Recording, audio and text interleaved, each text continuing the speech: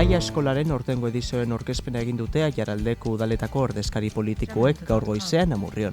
Laia eskola, nolabait Arabako lurralde osora berdintasun politikak zabaltzeko proiektua da, orain dela 2 urte jarri zen martxan, lautadan hasieran, 2017an, orain dela urtebete eskualde guztietara zabaldu zen proiektua, eta aurten 3. urtea abitzera doa, 3. ikasturtea Laia eskolarena, eta esan dezakegu ja, nolabait ja indartzen ari den proiektua dela, ezta?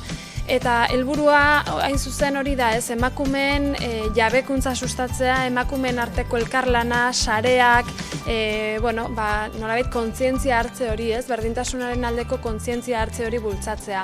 Eta oso garrantzitsua da proiektu honetan, bere jaiotzatik eta gaur egundaino jarraitzen duen filosofia, eta filosofia hori da behetik gora eraikitzen den proiektua dela.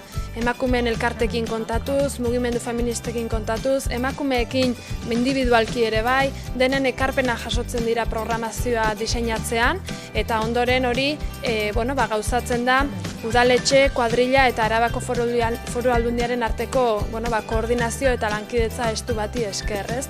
Eta hori da azken batean Laia eskolaren helburua lurralde mailan, Araba mailan eta Aiaraldearen kasuan baita ere Orozko eta Orduña ere Laia eskolaren barnean daude, nolabait herri guzti horietara berdintasun politikak eta berdintasunaren aldeko burrukoari zabaltzea, ezta?